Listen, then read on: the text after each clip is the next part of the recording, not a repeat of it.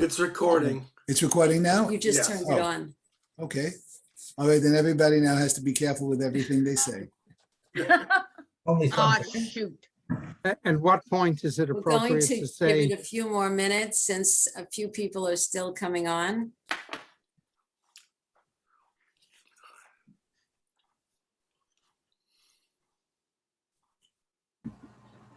Hope everybody had a nice, great day today. We looked at all the cherry blossoms in the area and I'm photographing cherry blossoms. Just perfect timing for the lecture. I was just gonna say, what an appropriate thing to do today.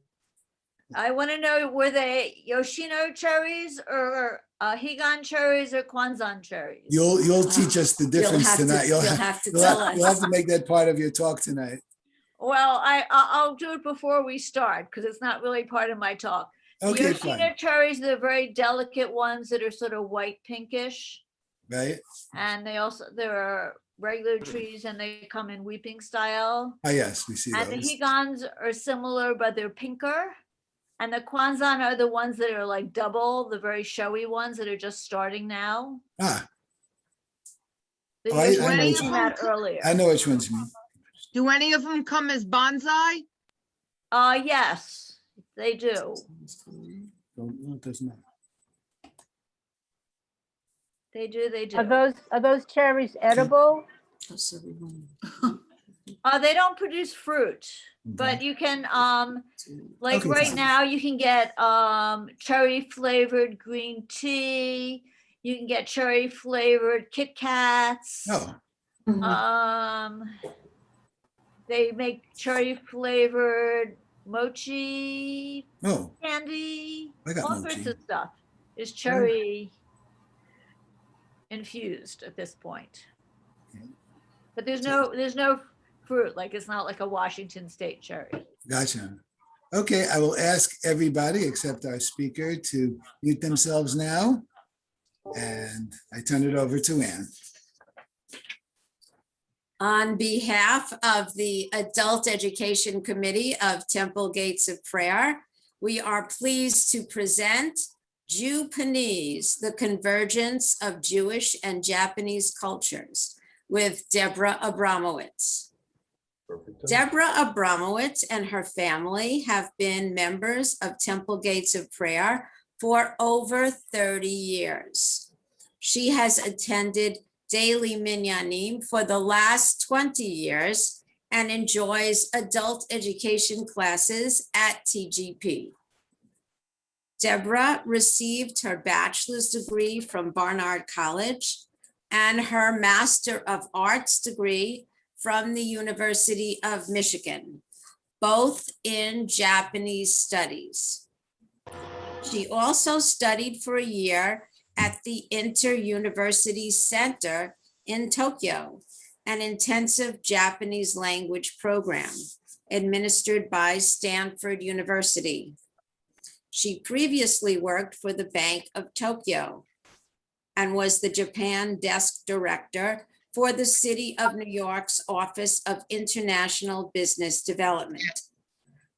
Now, it is our pleasure to present Deborah Abramowitz. Thank you, Ann and Larry. I would like to thank Temple Gates of Prayer's Education Committee's request for speakers. This inspired me to research about Japan again. I would also like to give credit to our daughter, Ellen, who lived in Japan pretty recently and introduced me to more contemporary things Japanese. She had studied by herself in middle school Japanese and then took classes in high school and college. And she taught through the JET program, which is a Japanese government program, English in Shigaken in Kansai area for a year. Most of you probably know this, and maybe it's not even on your screen, but my maiden name is Bernstein. It's my official name, and it will come up in the story. Tonight I'm going to talk about Jewpanese. But before I ever heard the term Jewpanese, I came face to face with it myself. 1 second. Share screen.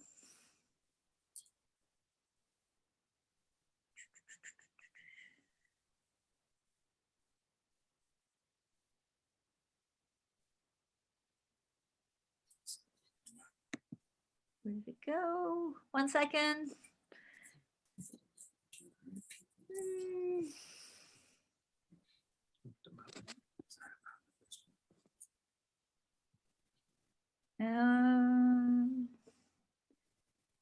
That's weird. I had them all before. Oh, Here sometimes- it is. Okay, it takes a few minutes. Okay.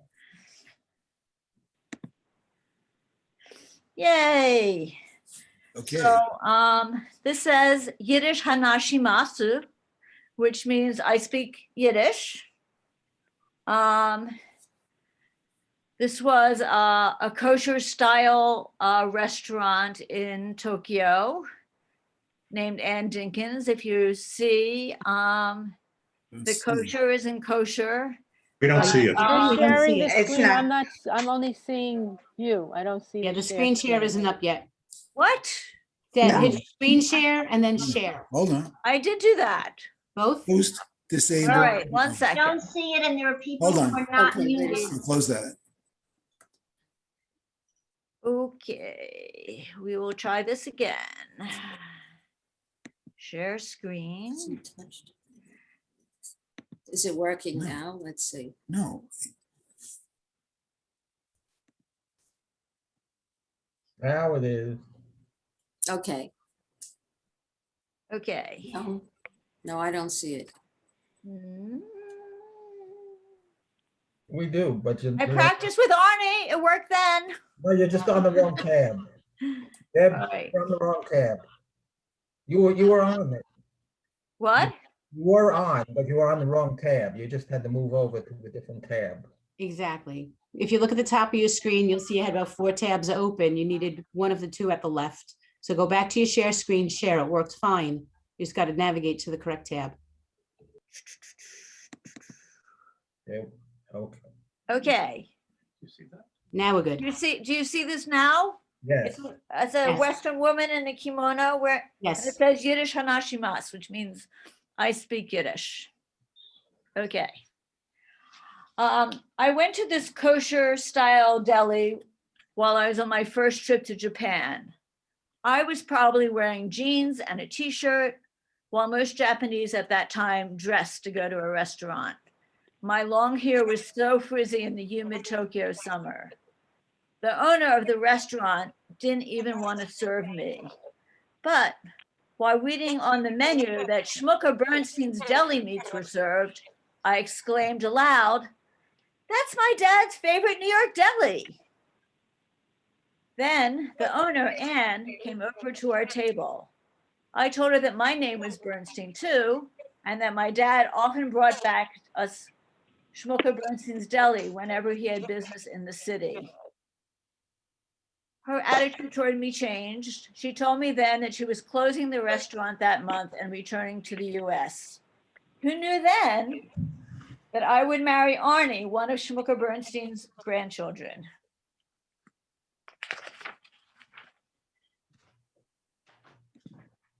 Okay, share screen. What? That's not fair. Stop share. Share screen. Hi, do you hear me? Yes, we can hear you, Hava. Thank you. I'm still seeing, I'm not seeing the right one. Why not? You can stay on the shared screen. Just click over to whatever tab you want to show us.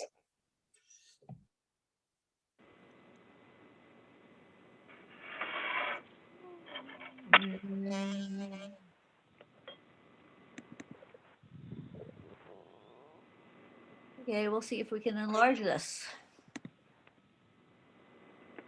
Okay. We have a black screen right Does now. everyone, you have a black screen? It says you're sharing, but I don't think you're sharing what you intend on sharing. Okay. Click, when you click share screen, just click share. Don't pick one of the individual screens. It'll share your whole computer. So what you see, we see. Okay? And then navigate to what you want us to look at.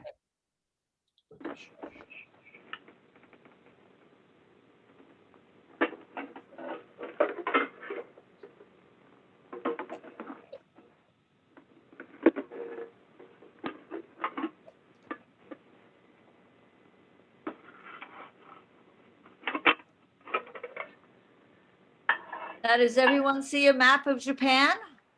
You haven't No. shared now. I did click share. No. All right. Do you want me to come over and help you?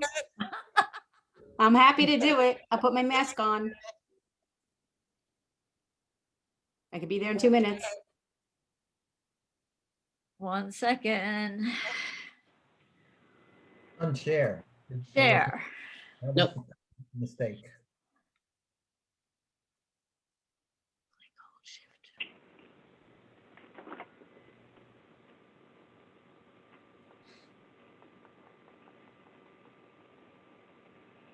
Got it now. Yay. Yay. All right.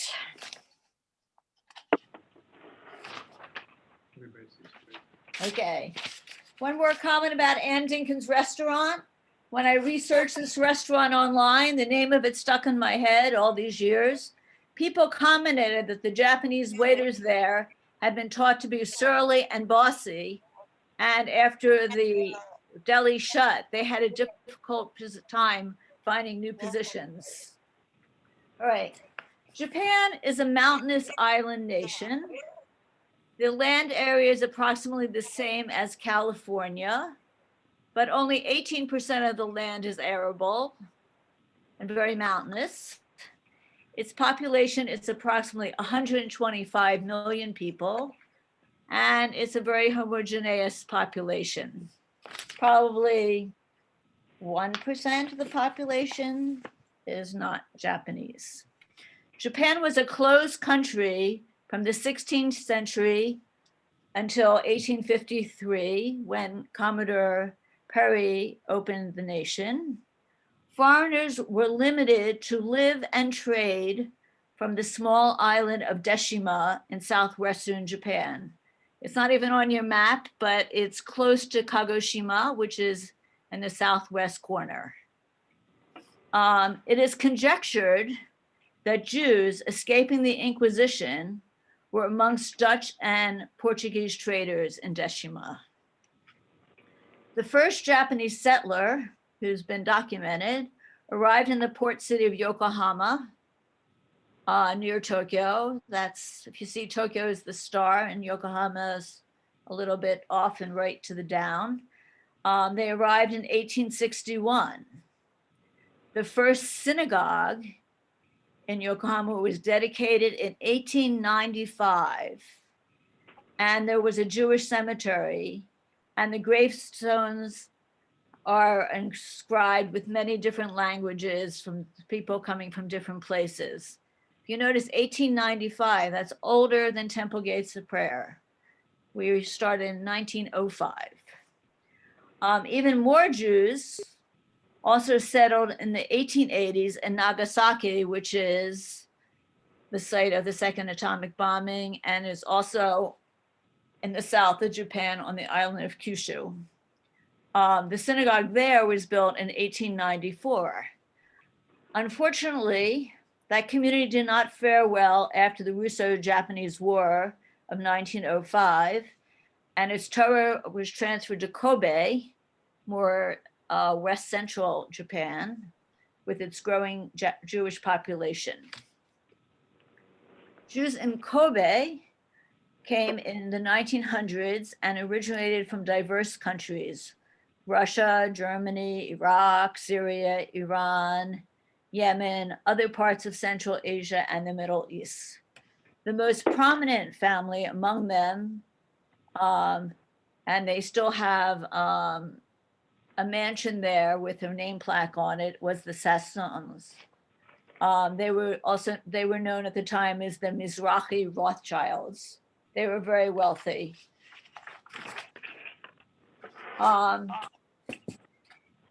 Okay, let me see if I can.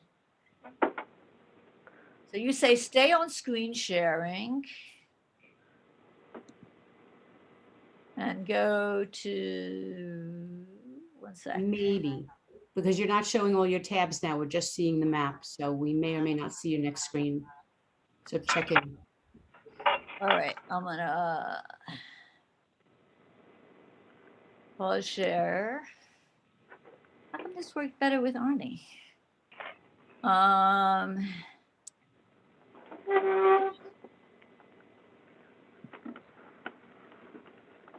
The screen share. I guess with Arnie, it was beginner's luck. Okay, does everyone see a picture of people? Yes, we're good. Okay. All right. The synagogue still stands in Kobe, but the Jewish Community Center, which was so central in the assistance to Jewish World War II refugees, is marked by the display boards. This photo was obviously taken this year. As you can see, everyone is wearing their masks. Jews came to Tokyo in smaller numbers in the beginning. Kobe was a port city, and most fled after the Great Tokyo earthquake of 1923. So Kobe held the largest concentration of Jews until the post-World War II period. Tokyo now hosts the Israeli embassy to Japan, and many Jewish business people, Israeli tourists, a lot of post-army kids, and there's still a strong US military presence. So Tokyo now has the largest Jewish population in Japan to date. But I would probably say its numbers in the low thousands. Okay. Okay, 1 second, trying this again. Whoops. Share.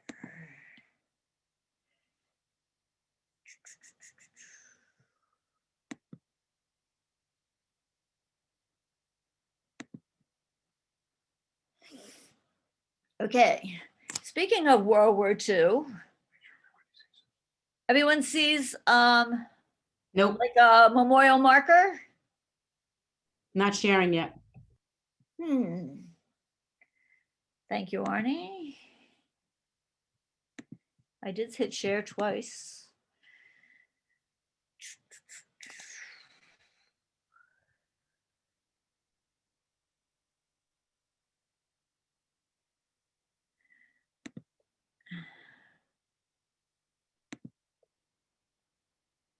Now, do we see it? A memorial marker? Black screen. Black screen. It says you're sharing, but we don't have what you're showing that you want us to.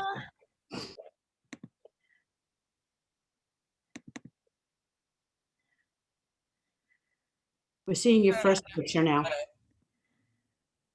With the There may be 5 pictures. Hanashimasu.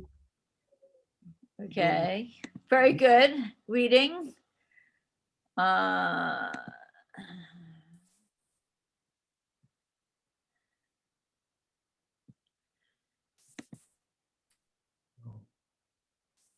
Don't do that.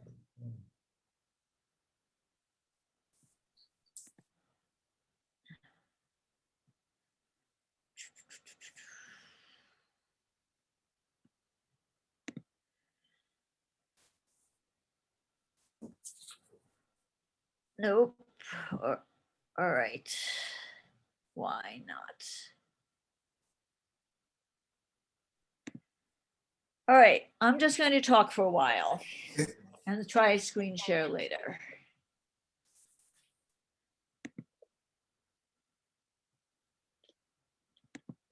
Froze.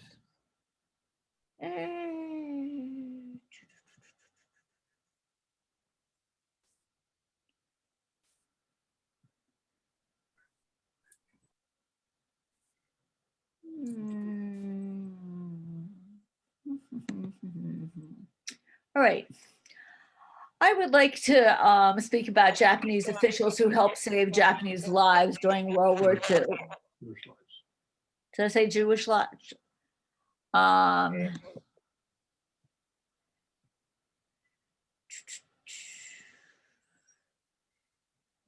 Share screen.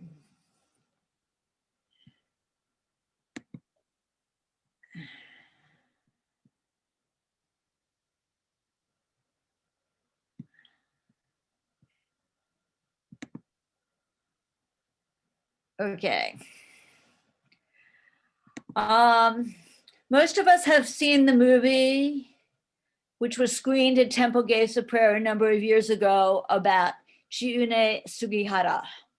So I'll summarize his story.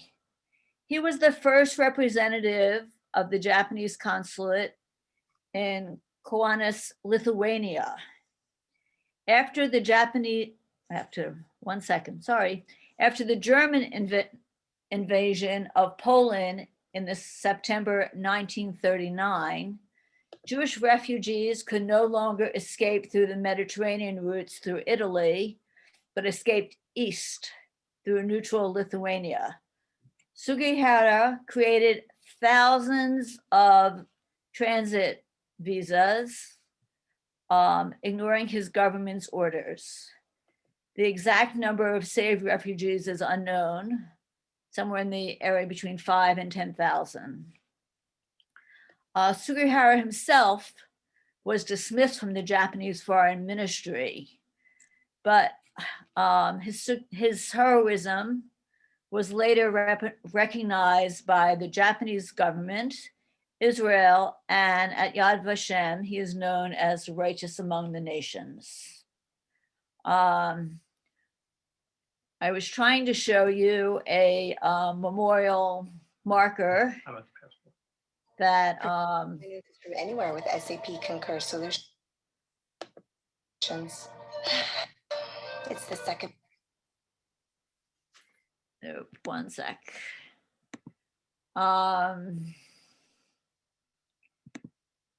That was okay.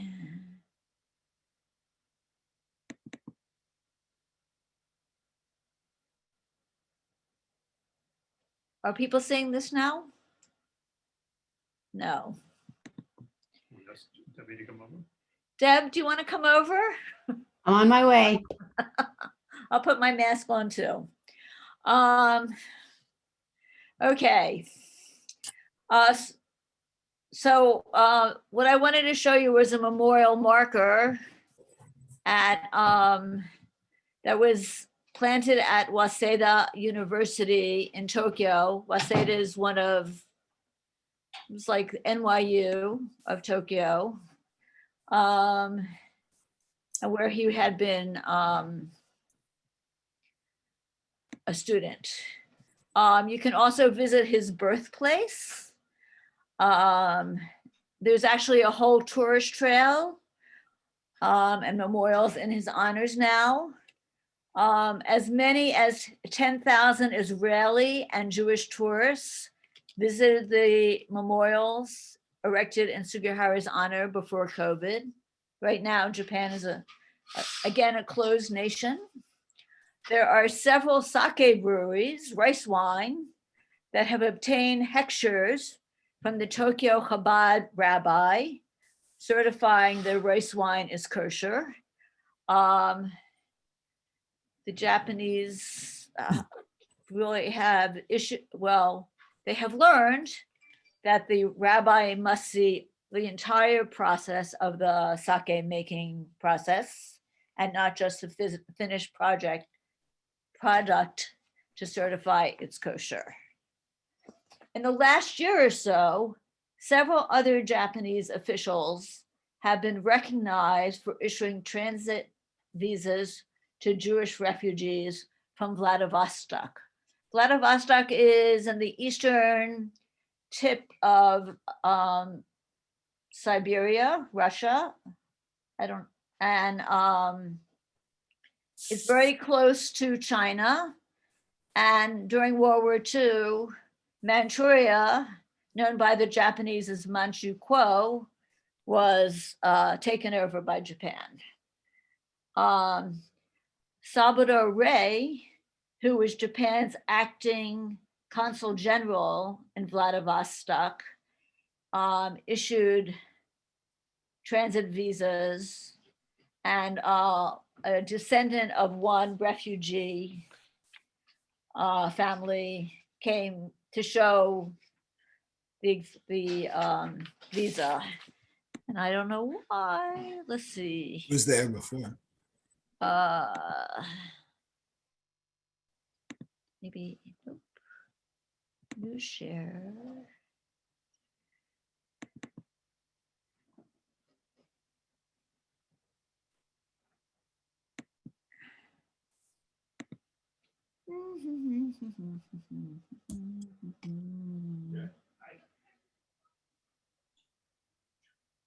While you're looking for that, I'll just tell you that I had two relatives, one from each side of my family, who were saved by Sugihara. Who is this? It's Lisa Rudolph. Oh, okay. Hi. Hi, Deb. I had one, well, actually, he was a cousin by marriage. He was in the Mir Yeshiva because Sugihara essentially saved the entire Mir Yeshiva. And so I had a cousin who was saved that way. And then another cousin from my mother's side, that was my father's side, and then another cousin from my mother's side who was also saved by Sugihara. Let me do something. Also, our former cantor, Aaron Katz, Right. is descendant as part of the Mir Yeshiva. And he didn't realize that he was saved by Sugihara until the film was shown at Temple Gates. It was very emotional. Click on whatever you want to show and it should appear. You're still sharing. Don't stop the share. Okay. Okay. Can I say something? I had a cousin who was on the last ship that left Kobe in November 41. Came to Vancouver, then to Calgary, and then to Montreal. There was a whole contingent of Telsa Yeshiva. It wasn't Mir, it was the Telsa Yeshiva, and there were also a number of Lubavitcher there, Chabad people, and they all came to Montreal. They became a very serious,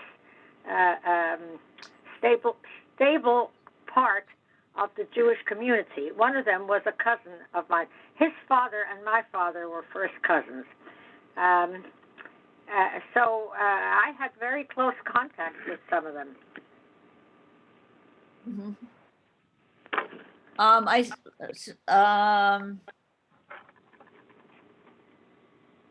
So again, another military official, Lieutenant General Kiichiro Higuchi, and his subordinate Norihiro Yasue. Why is this working? It worked before. No, just click the blue share here. Now. Oh, cancel. You had to do that earlier. All right, just it should be able to double click. Can they see your what you're sharing? Can you see can anyone see what I'm sharing? It's a visa. Okay. All right, double. Okay. New share. We just see a black screen that says that you're sharing, but we don't see anything else. Do you know your password? This may be something quick. I don't know. Normally I just do share, but Ooh, okay. Somebody had taken over the hosting from us. Who So has? what? No, that's your computer. So I don't know who that is. TGP. Who's under Temple Gates of Is that Prayer? Bonnie or is that? Or is that? No, it's me. I didn't realize that. I thought I had signed out. Can I? How do I send it over to you? I don't know, but we're no longer the host, Go so we to can't it. help her. Normally I just do share, share. Yeah, that's and what I everyone was has to- doing But it's before. asking you to sign in, give her permission. Maybe it's a quick password. 1 second. Right here. Just go to our picture and hit make us host. 1 On your second. screen, So Where which are you password do you located? think they're on asking your for? screen, look for my picture, Your password. go to the upper right-hand corner. Oh, You'll see the three dots. There'll be a drop-down screen and put us make host. that is my computer password. Yeah, but this is asking, Yeah, that's why I so keep putting. you don't need to share audio. This is just a video. Okay, we're just continuing. I'm sorry, guys. Okay, just continue talking. He's still the host. So Kiichiro Higuchi and Norihiro Yasue issued transit visas, and they requisitioned trains for refugees to get from Vladivostok to Harbin, where they boarded a ship from Harbin, which is in Manchukuo, to Tsuruga, which is a port on the Sea of Japan on the west, and then were transferred to Kobe. Once they got to Kobe, the Jewish community and the Japanese government fed, housed, and clothed those refugees. Most of these refugees were there in 38, 39, and 40. And they stayed in Kobe for generally 3 to 9 months before they emigrated to Canada, US, and other countries. As Hava said, her relative got out November of 41. Those who remained after December 1941, who had not found a place to go, even though their transit visa, which you can't see, says that they can go to any of the Dutch colonies like Curacao and Aruba,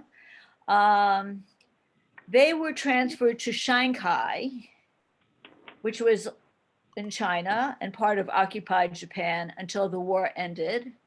A long-term congregant, Ziggy, he lived in Shanghai during the war, and this was his route there. But the Japanese did not bow to the pressure of their Nazi allies and send the Jews of Shanghai off to camps to be part of the final solution. Rabbi Marvin Toker, who served as a rabbi in Japan, and he's written many books, including the Fugu Plan, and many articles, theorized that Prime Minister Tojo knew of the train transport of Jewish refugees, because how else could the general have requisitioned the trains? And he also believes that Horiuchi was not severely punished at the post-war military tribunals because Jews spoke up on his behalf, because he was a senior Japanese military officer, and most were hung. Post-war Japan was under US military occupation until 1952. And there continued a large American presence at many US bases near Tokyo, Yokohama, and Okinawa, definitely through the whole Vietnam era, and even later. The 1950s and 60s saw the largest Jewish presence in Tokyo at that time. Stop sharing. I can see you. I can, So that has to be a little tiny box. Maybe they'll stop sharing, they can't see it anymore. okay. I wanted to try something else, but. You have the pictures on the computer, not just in that email? I'm seeing, Let me see. do have some pictures on the computer, but someone, right, anyway, I thought I would see me. Yeah. Okay. Post-war Japan was under US military occupation until 1952. And as part of the occupation, a new Japanese constitution was written. And a young Jewish Lithuanian-born woman, Beat Sirota Gordon, had grown up in Japan, and her family had let her become deeply immersed in Japanese culture. And she went to college in California. And when she graduated, she came back. She requested to be posted to Japan to find her family. And she was instrumental in including Japanese women's rights into the new constitution. She wrote a memoir, which was published about 10 years ago, The Only Woman in the Room. So in the Japanese constitution, they included rights for women to vote, to own property, and to have inheritance rights, and not to walk 3 steps behind their husband, as had been the custom in Japan. And last year, a children's book called No Steps Behind by Jeff Godesfeld was published about her life. So all us grandparents can get it for our grandchildren. All right, now if this doesn't work, I'm going to be very upset. Stop the pen.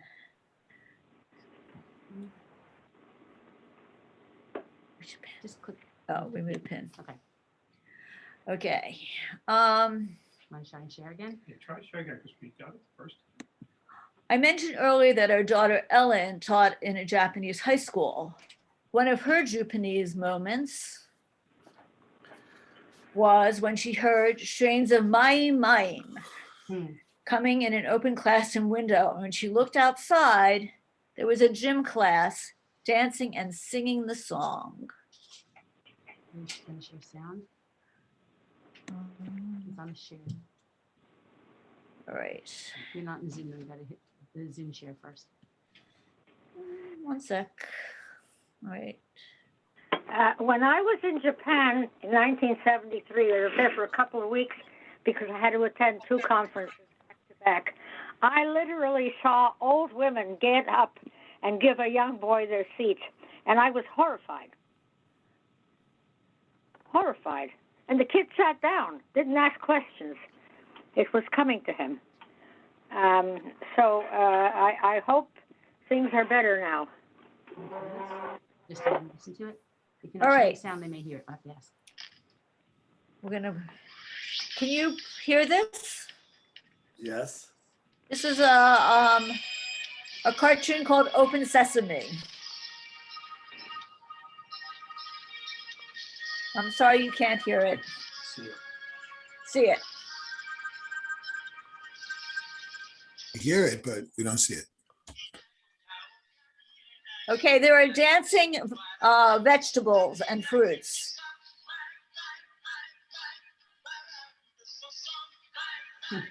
And they're talking about whether you're laughing or crying.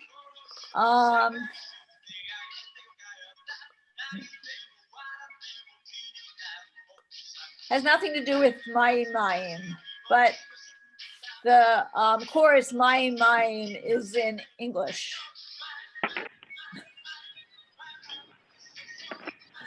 Listen to me, though.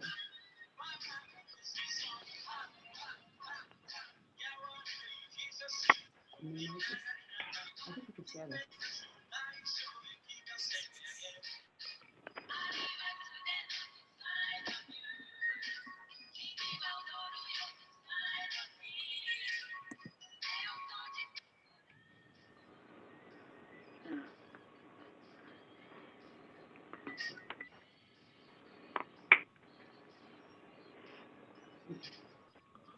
You have to minimize this, but they don't miss that at all. You will. Okay. Mayim Mayim, or Mayim Bisason, was composed. Can't see you. Okay, thank you.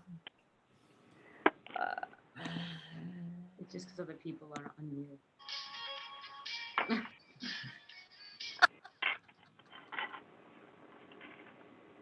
Glad I spent my afternoon.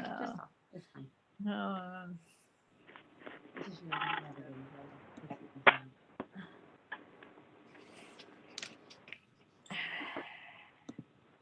Oh, the arrow, the green arrow. There you go. okay, could people mute themselves? Mayim Mayim was composed and choreographed as a nation-building song in Israel in 1937, became very popular. It also promoted equality and group building. Post-war Japan was decimated with few resources, and people's spirits were extremely low. Dancing was an easy way to incorporate physical activity in the day. First, Mayim was taught along with other folk dances in YMCAs, and then became part of public school curriculums, which is how Ellen heard it. Very few Japanese know what it means or even its origins. In Japan, one can Google and find over 180 different versions throughout popular culture of the song that have this tune, Mayim Mayim. It's a very sprightly song. This includes Game Boy Ball soundtracks, this Open Sesame video you heard, advertisements for meals, and even sensual dances. Japan is a nation of readers. Except for the United States, more books are published in Japan than any other country. And as of June 2020, Japan Wikipedia was the second most consulted version of Wikipedia after Wikipedia in English. Though the great majority of Japanese have not met a Jew or an Israeli, and when they do meet them, they are not differentiated from other foreigners. There are books published in Japan about Jews annually. After the atomic bomb dropped on Hiroshima and Nagasaki, Japanese feel empathy with Holocaust survivors. In fact, when I was in Japan the first time, I met some Japanese who had converted to Judaism out of sympathy for their plight. After the atomic bombs, a few years ago, there was a march from Hiroshima to Auschwitz, where participants brought with them a giant strand of 1,000 origami cranes, a symbol of peace and hope.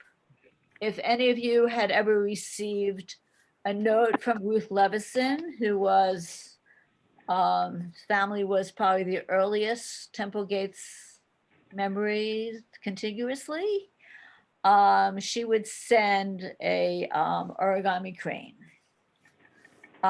During World War II, on our side, the American government placed 120,000 people of Japanese descent into internment camps.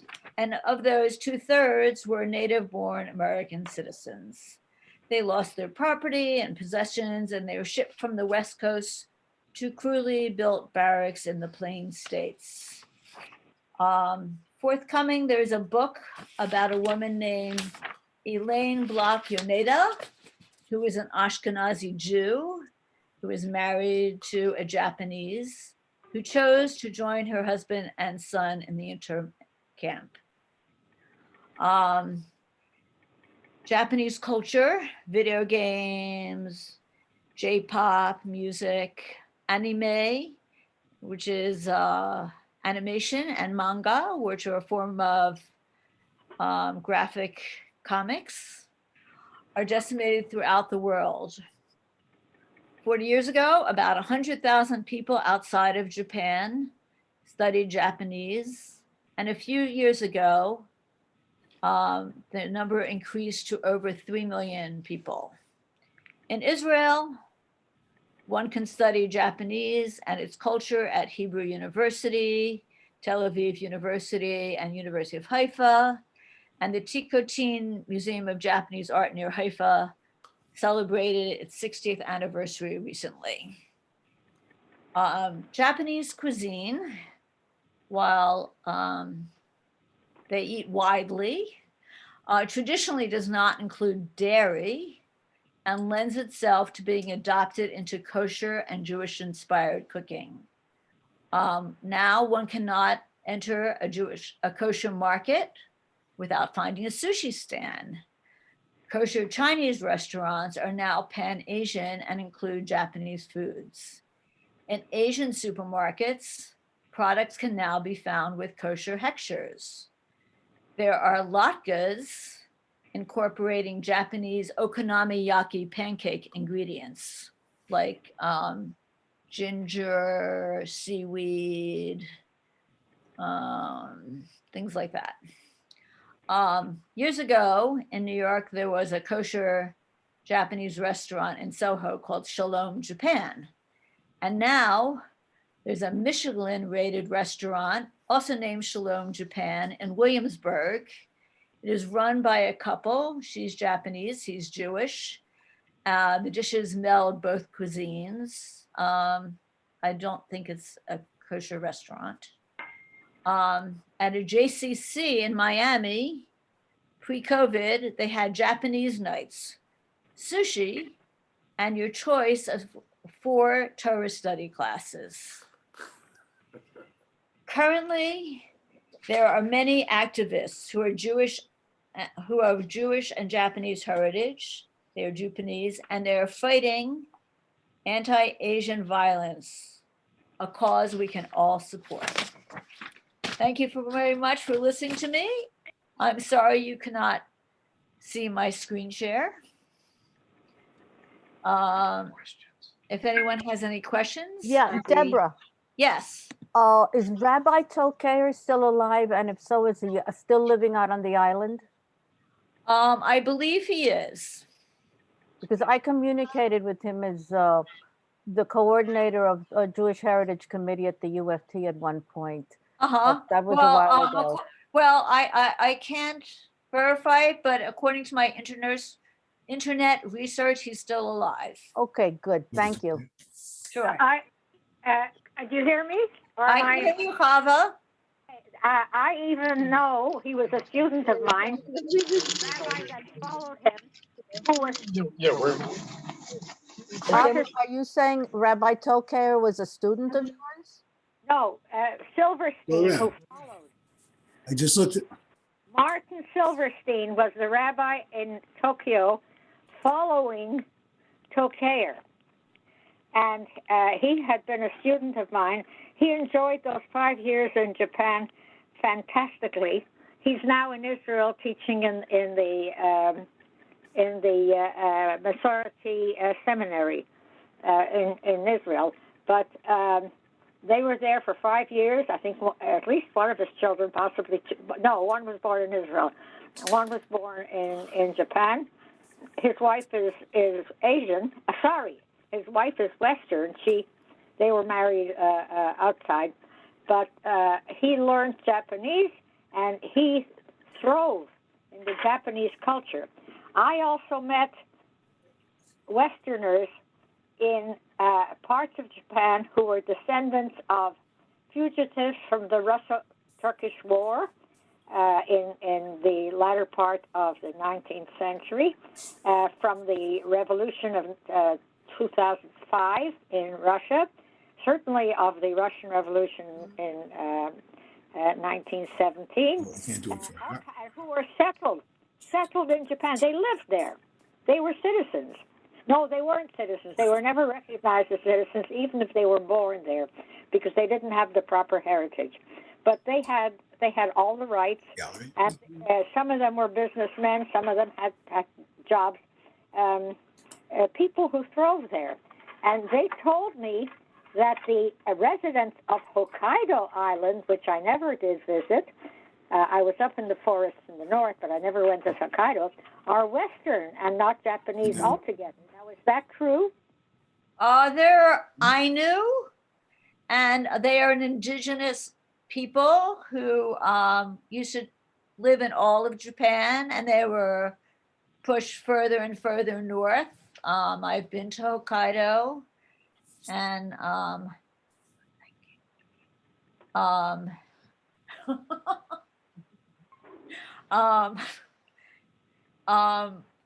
interacted with a few, but I would not say they're not Western. They are not, I guess they are thought to come from Turkish tribe that went over Mongolia. So they're, I guess you could call them Caucasians, but they're not, I mean, they don't, everyone has black hair, very high cheekbone. I guess more like indigenous people, here, who also came across the Bering Straits. Rabbi Skolnick's, one of Jerry Skolnick's son-in-laws was a chaplain in the Navy in Okinawa. He recently returned.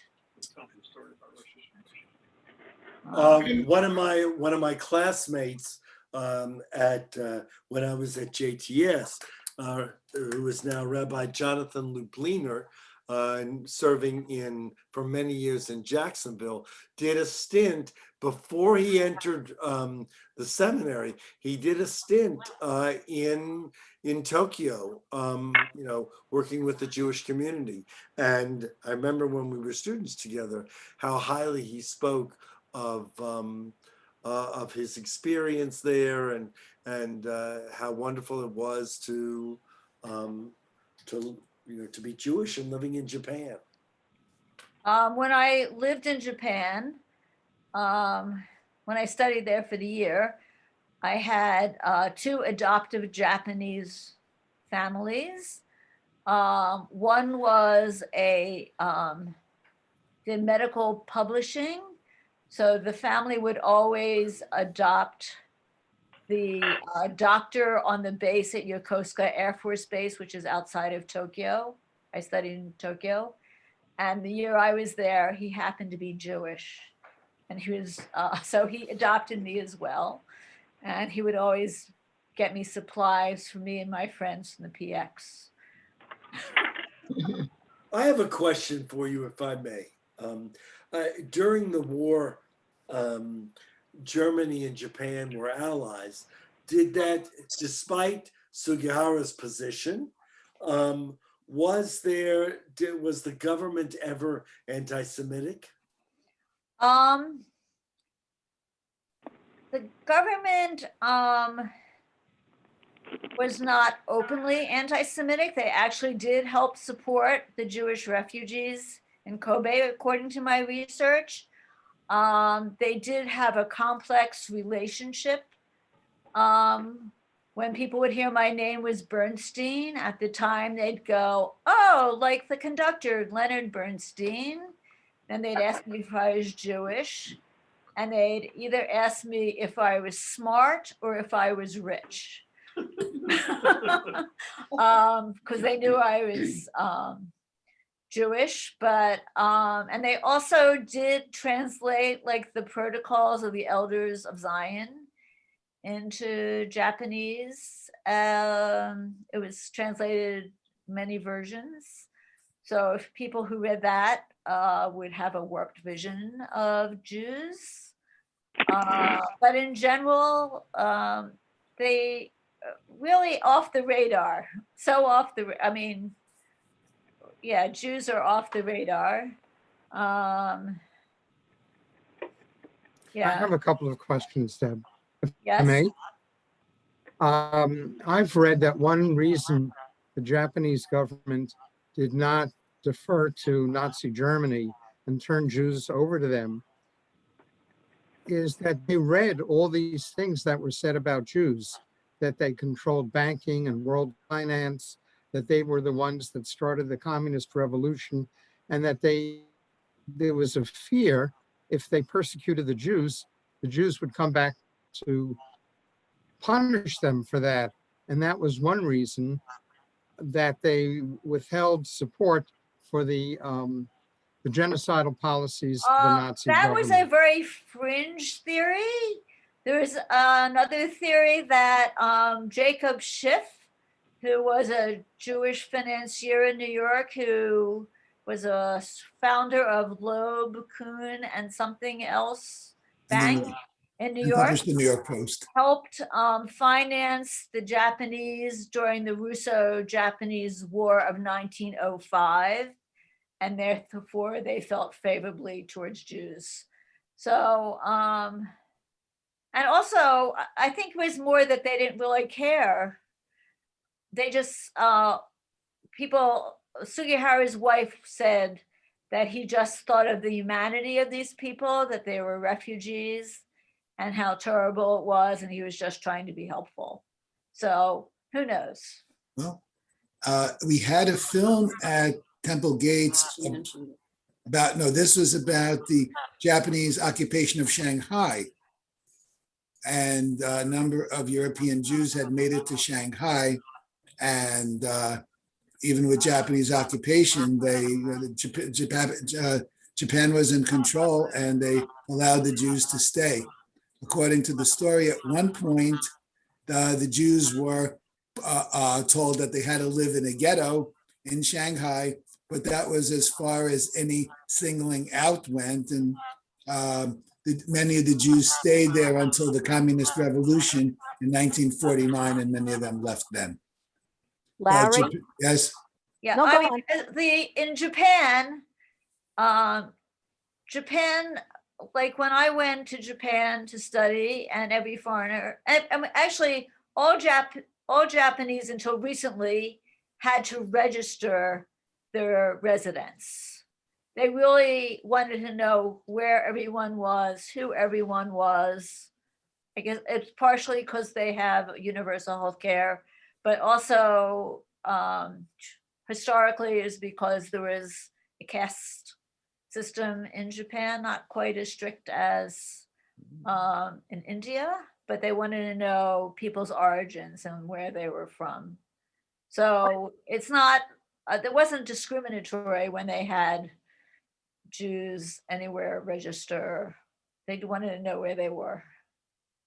By the way, one of my professors at Hunter, originally from Austria, Jewish of course, was able to escape with his family across Europe.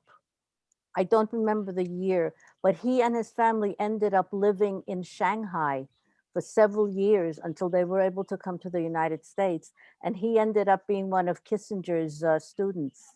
So I learned about Kissinger years before he became well-known here in the United States, but he was very grateful to the people in Shanghai for the way they treated the Jews. Well, the people in Shanghai, they were governed by Japan at the time. Right, and he was very grateful because they were very well treated. I have a question. What sparked your first interest in Japan? That's a good question. When I was a teenager, I loved to travel. I used to travel on bike trips, and I wanted to take a bike trip of Japan. It turned out the Japanese government decided it was too mountainous a country and the roads were too narrow for a bike trip to happen. But I went to Japan as a teenager, and I believed in McLuhan's thing that language is culture and culture is language, and I decided to study Japanese. Very good.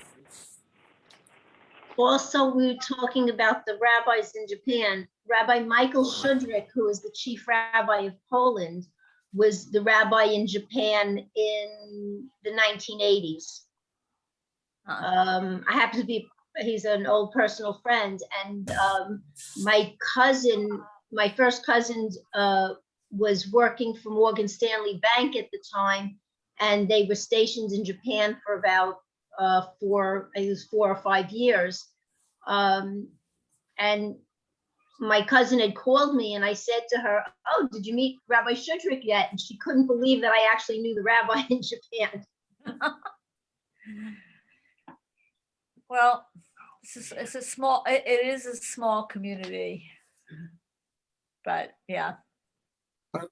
Nice. I'd just like to go back to a point you made before. Uh-huh.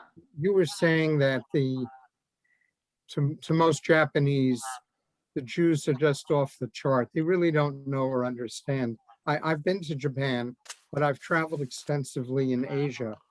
And I find that the vast majority of people, when you tell them you're Jewish, they don't even get into the stereotype of rich or smart. They really don't know what it's all about. The contact that most people have with Jews is so minimal, So minimal. close to non-existent, that they look at you with a blank expression. Yes, And- I was once working in Okinawa, and my assignment lasted way longer than I expected. I expected to be back in Tokyo for Rosh Hashanah, and it turned out, no, I was not back in Tokyo. I did not think of going to the base in Okinawa, where the rabbi actually was there that year, leading Rosh Hashanah services, but I went into a restaurant and I said, "Can I order an apple and some honey?" And they said, "What?" So I said, "These are symbols of my New Year's. I'm Jewish." And so I guess they ran out to the local grocery store and got me an apple, but they couldn't find any honey. So they gave me some simple syrup, which is sugar water, and I had a sweet New Year. But they had no clue, and they were just very kind. I said, "Well, it's a different religion." Like you said, it's off their radar. It's off their radar. It's off their radar. Deb, you mentioned Okinawa. Is it Yes. true that there's a kind of uneasy relationship between Okinawa and the rest of Japan? Well, Okinawans are also a different ethnic group, and they there are Okinawans who basically feel that they've been taken over by Japanese when I was on that assignment, and the Okinawans Japanese was so different that when I was talking to them, I had to like translate it in my head to standard Japanese and then think about it. It was a process. If you've ever noticed, Okinawan folk arts are very different. They use much brighter colors than the shibui colors that they use in Japan. Yeah, I'd say there's some tension, and there's also big tension because Okinawa hosted the biggest US bases in Japan. Now they've shrunk a lot, but there was tension from that. There's sort of like, oh, not in my backyard, and you just throw all the bases in Okinawa. So, yeah, that too. Okinawa is considered a blue zone. The people there are among the longest lived in the world. Yes. And Japan also is a country that has a high level of longevity. Yes.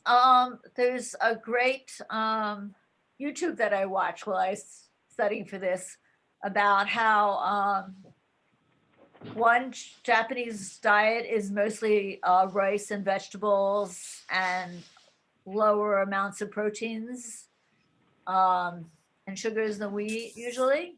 And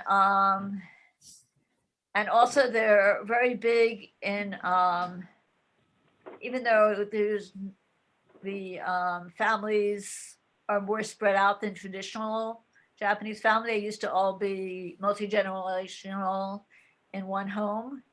They have huge community center programs. So they think that social interaction is really helpful in the longevity. So, yeah.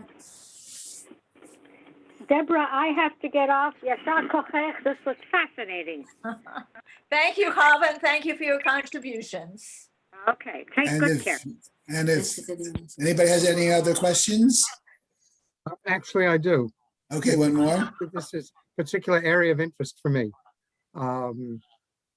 Were you able to pick up on the attitudes of the Japanese government and Japanese people towards Israel in particular? When I was there, I did not, but I was mostly there studying or working in different capacities. But there is an embassy in a Japanese embassy in Israel, and there are many Japanese exchange students who come through. I read that these Japanese exchange students, they go to Israel and then they go on to other Middle Eastern countries. So maybe that's why you can also see a version of Mayim with people wearing hijabs and things like that. So, yeah. Wasn't Sugihara's son given a scholarship to study at Hebrew University? I have no idea. I believe that I had heard that, like when they recognized him at Yad Vashem, one of the things they offered his son a scholarship, and I believe he studied in Israel. Okay, that's possible. I didn't delve. I was more interested in other people who they're researching now in the last few years. No. Deborah, would you like to summarize? Or is there anything else you'd like to add? Or No, I just think it's fun. If anyone is interested in more things, there are two Facebook sites that I looked at. One was called Unseen Japan, UNSEEN Japan, and the other is called Jewpanese. So they're kind of fun if you have time to delve on things. Colleen, did you have a question? No. Oh, okay. Very good. Deborah, thank you for an excellent presentation. Arigatou gozaimashita. Beautifully done from somebody. Very interesting. Thank you.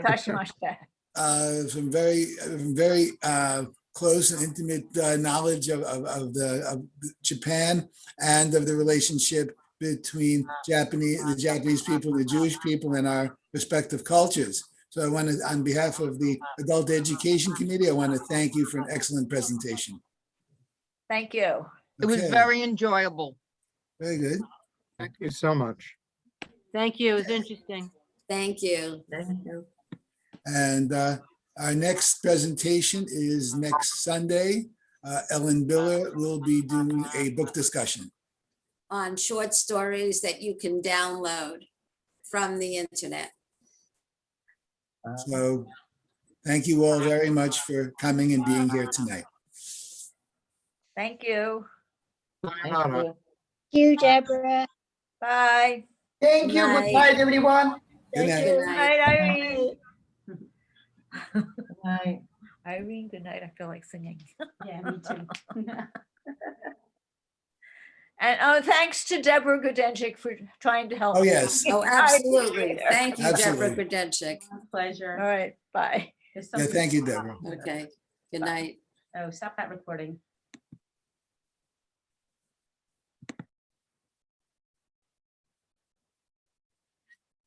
Oh, yeah. And mean 4. Down to 6. 6 holdouts.